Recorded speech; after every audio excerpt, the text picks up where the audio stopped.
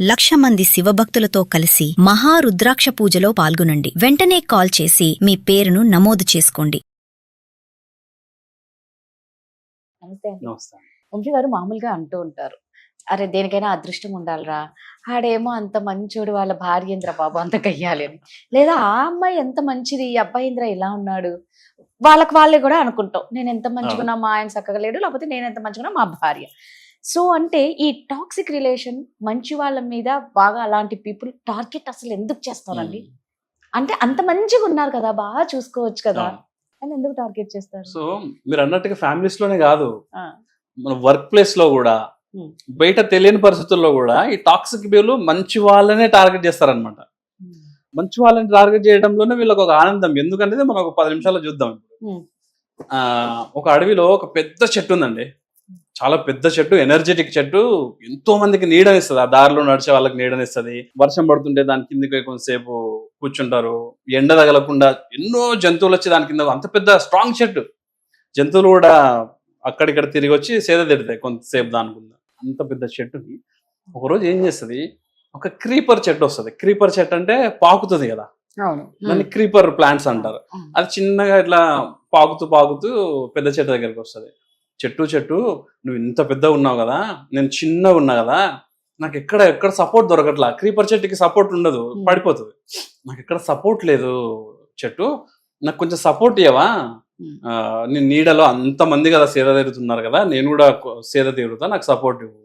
చెట్టు మంచిది కదా, నో చెప్పలేదు, కాదు అనలేదు.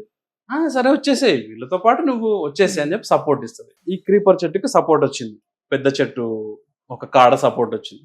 క్రీపర్ చెట్టు క్వాలిటీ ఏంటి? అల్లడం స్టార్ట్ చేసింది. రెండు కలిసి మాట్లాడుకునేవి, అన్ని చేసేవి, అన్ని పనులు చేసుకునేవి, మాట్లాడుకునేవి, అందరితో పాటు మాట్లాడుకునేవి, వచ్చిన వాళ్ళతో బాగా నడుస్తుంది.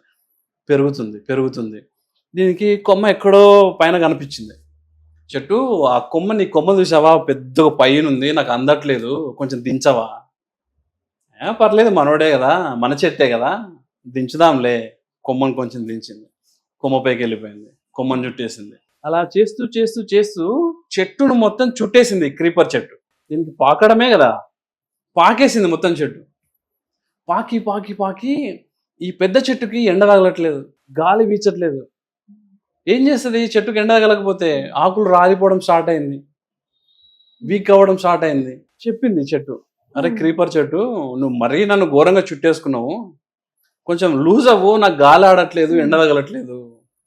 ఓకే, అయితే ఇన్ని రోజులు నువ్వు చేసింది ఉత్తుతనే సహాయం అనమాట.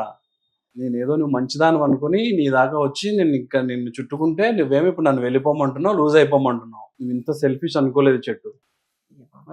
ఈ పెద్ద చెట్టు షాక్, అరే నేను సెల్ఫిష్ లాగా ఆలోచిస్తున్నానా, ఇది కూడా చెట్టే కదా, అది కూడా బతకాలి కదా. ఇది గిల్టులోకి వెళ్ళిపోయింది, నేనే తప్పు చేస్తున్నానేమో. సరేలే ఉండులే. రోజుకి ఏమైపోతుంది, అది టైట్ అయిపోతుంది, అది పాకకుండా ఉండలేదు, పాకేస్తుంది, ఇంకా గట్టిగా పాకేస్తుంది. రోజుకి దీని శక్తి పోవడం స్టార్ట్ అయింది. సన్లైట్ లేదు, గాలి ఆడట్లేదు, మొత్తం బంధించేస్తుంది. సన్లైట్ లేకుండా చెట్లు బతకలేవు, వీక్ అయిపోతుంది. దీని కాడలు అన్ని, వేర్లన్నీ వీక్ అయిపోవడం స్టార్ట్ అయింది. చెట్లు కొమ్మలు వాడిపోతున్నాయి, ఇంతకుముందు బలంగా ఉన్న కొమ్మలు వాలిపోవడం స్టార్ట్ అయింది. ఆకులు అయితే ఆల్రెడీ రాలిపోవడం స్టార్ట్ అయింది. అట్నుంచి ఒక గార్డెనర్, ఈ చెట్లు పెంచే అతను వెళ్తున్నాడు. దీన్ని చూశాడు, ఏంది ఇంత వీక్ అయిపోతున్నావు? అర్థమైపోయింది క్యాండిడేట్కి ఏం జరుగుతుందో. చెట్టు చెప్పింది, ఇట్లా క్రీపర్ చెట్టు వచ్చి నీళ్ళు అడిగితే ఇచ్చా, అది ఇలా నన్ను అల్లేస్తుంటే చెప్తున్నా కూడా వినట్లేదు, అది ఇంకా గట్టిగా అల్లేస్తుంది, నాకు ఊపిరి ఆడట్లేదు, గాలి ఆడట్లేదు, సన్లైట్ రావట్లేదు, బాగా వీక్ అయిపోతున్నా. గార్డెన్లో మీరు ఒక 2 మంచి మాటలు చెప్పాడు దానికి. కైండ్నెస్ ఉండడం మంచిదే, కానీ ఎంతవరకు కైండ్ ఉండాలి? కైండ్నెస్ కనుక హద్దులు దాటి నీకు బౌండరీసే లేకుండా ఎవరిని పడితే వాడిని రాణిస్తే చేతగానితనం కింద తీసుకుంటారు, అది నీ మంచితనం కింద రాదు. సపోర్ట్ ఇవ్వడము మంచిదే, నువ్వు చచ్చిపోతూ సపోర్ట్ ఇస్తే ఆ సపోర్ట్కు వాల్యూ ఏముంటుంది? ఇప్పుడు మనము బ్లడ్ డొనేట్ చేసేటప్పుడు కూడా మనకు ఒక టెస్ట్ చేసి, నువ్వు బ్లడ్ డొనేట్ చేయడానికి ఎలిజిబులా కాదా టెస్ట్ చేస్తారు. వాడేదో చావు బతుకుల్లో ఉండడం చెప్పి వీడిని కూడా చంపరు. సో ఒక ఎలిజిబిలిటీ ఉంటుంది సపోర్ట్ చేయడానికి. నువ్వు చచ్చిపోయి వానికి సపోర్ట్ చేస్తే యూజ్ ఏంటి? అది రియలైజ్ అవుతుంది. వీడు ఏం చేస్తారంటే ఆ క్రీపర్ చెట్టును అంతా కట్ చేసి మొత్తం తీసేసి, దీనికి మంచి లైట్ వచ్చేటట్టు చేసి దాన్ని తీసేసి పక్కకు పంపించేస్తారు అనమాట. మనం రియల్ లైఫ్ లో కూడా ఇదే చేస్తాం. మనిషే కదా, మారతాడులే, మనం కాకపోతే ఇంకెవరికి చేసుకుంటాం. ఎంతవరకు? దీనికి ఒక లిమిట్ లేదు, దీనికి ఒక బౌండరీ ఉండదు, మనకి ఏది ఉండదు. ఎవడేం చేసినా సర్లే మనల్నే కదా, మనం చూసుకుందాంలే, మనం చేయగలంలే. నీకు చేయగల సత్తా ఉంది, ఎంతవరకు ఉంటుంది? ఒక బాటల్ అనేది నీ సత్తా అయితే నువ్వు పోస్తూ పోస్తూ పోస్తూ ఇస్తూ ఉంటే బాటలు ఎప్పటికీ ఎంటీ అయిపోతుంది. అయిపోయింది నీ సత్తా, వాడు నింపుకున్నాడు. మరి నీ పరిస్థితి? సో ఇలా ఈ మంచితనం అనేది టాక్సిక్ పీపుల్కి యాక్సెస్. వాడు మంచితనం లాగా చూడడు, నీ చేతగానితనం లాగా. నీ దగ్గర అయితే వాని పనులు నెగ్గుతాయి కాబట్టి వాడు నిన్ను టార్గెట్ చేస్తాడు. ఇది ఎక్కడైనా ఉంటది, ఆఫీస్ లో ఎక్కడైనా ఉంటది, జనరల్ పబ్లిక్ సిస్టర్స్ ఎక్కడైనా ఉంటది. సో మనం చేయాల్సిందేంటి? మనల్ని మనం సేవ్ చేసుకోవాలి.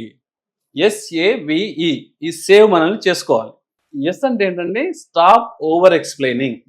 రైట్. ఈ మంచి వాళ్ళు ఏం చేస్తారంటే మేమేదో తప్పు చేసామేమో గిల్ట్ లో ఫీల్ అయిపోయి స్టార్ట్ చేస్తారు ఎక్స్ప్లెయిన్ చేయడం. పనికి రాదు. ఓవర్ ఎక్స్ప్లెయినింగ్ అక్కర్లేదు. ఎంత మాట్లాడాలో అంత మాట్లాడి కట్ చేసేయండి. మనం గ్రే రాక్ టెక్నిక్ అని ఒకటి మాట్లాడుకున్నాం కదా, పొడి పొడి మాటలతో ఈ టాక్సిక్ పీపుల్ ని హ్యాండిల్ చేయగలగాలి. ఓవర్ ఎక్స్ప్లెయిన్ చేస్తున్నాం, అక్కడ యాక్సెస్ దొరుకుతుంది, వాళ్ళకి ఫ్రీ గేట్ పాస్ దొరికేస్తుంది. అక్కడ ఈ మంచి వాళ్ళ దగ్గర ఉండే మేజర్ లక్షణం ఇది. మనోళ్ళే కదా, ఫ్రీ గేట్ పాస్, వచ్చేసేయండి, అందరు వచ్చేసేయండి. వచ్చిన తర్వాత లోపల వాడు ఏం చేస్తున్నాడు ఎవరికి తెలియదు. నిజమే. సేవ్ లో సేవ్, ఓవర్ ఎక్స్ప్లెయినింగ్. అలో బౌండరీస్. మనం బౌండరీస్ ఇంటెన్షనల్ గా పెట్టుకోవాల్సిందే. నేనింతే, నేను ఇలానే ఉంటాను, హెల్దీ బౌండరీస్. మళ్ళీ నేను ఇలానే ఉంటానని పొగరు చూపించాల్సిన అవసరం లేదు. నా బౌండరీస్ ఇవి, నా లోపలికి రావాలంటే నీవు అవన్నీ దాటాలి. నీకు ఓకేనా? నాకు ఓకే కాదు, బయటనే ఉండు, పర్లేదు. ఈ స్ట్రెంగ్త్, ఈ స్ట్రాంగ్నెస్ వీళ్ళకు ఉండాలి. సేవ్ లో థర్డ్, వెరిఫై యాక్షన్స్. ఇది ఇంపార్టెంట్ అండి. మనము పదాలని మాత్రమే వ్యాలిడేట్ చేస్తాం.